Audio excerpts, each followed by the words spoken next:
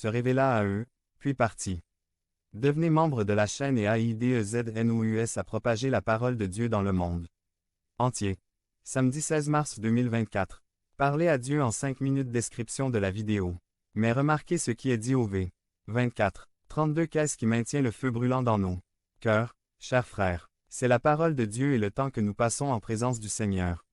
Attise le feu, souffle les charbons sur l'autel de ton cœur.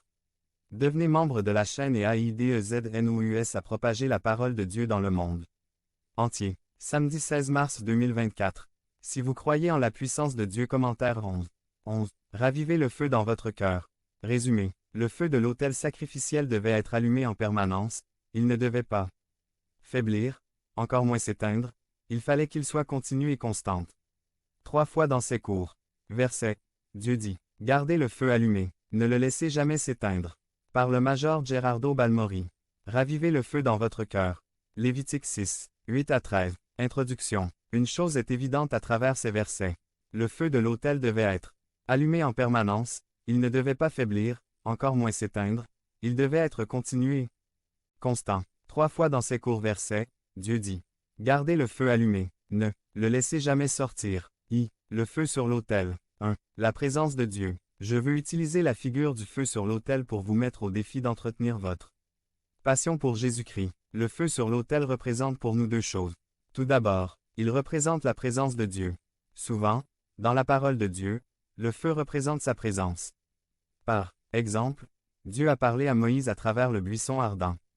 La nation d'Israël était guidée dans le désert par une nuée le jour et par une colonne de feu la nuit. Le sacrifice d'Élie sur le mont Carmel a été consumé par le feu tombé du ciel. Jean-Baptiste a dit qu'il y aurait quelqu'un derrière lui qui les baptiserait non pas avec de l'eau mais avec du feu.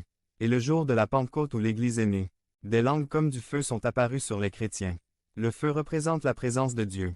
Hébreux 12, 28 à 29. C'est pourquoi, puisque nous recevons un royaume qui ne peut être ébranlé, soyons reconnaissants, et par lui, servons Dieu qui lui est agréable avec crainte et révérence. Car notre Dieu est un feu dévorant. Dans Mt. 24, 12, Jésus parle des derniers jours et dit, « Et parce que l'iniquité s'est multipliée, l'apostrophe. Amour de beaucoup se refroidira. » Pouvons-nous relire ce verset? Et parce que la méchanceté s'est multipliée, l'amour de beaucoup se refroidira. Il est fort possible que ce matin je m'adresse à beaucoup de gens qui avaient autrefois le cœur enflammé par une passion pour Jésus-Christ, mais qui se sont maintenant refroidissent, et dont le feu pour vous êtes une lettre du Christ lue par tous les hommes. Quand vous êtes dans les lieux publics, quand les gens vous voient au marché, à l'école, que dit la lettre de votre vie?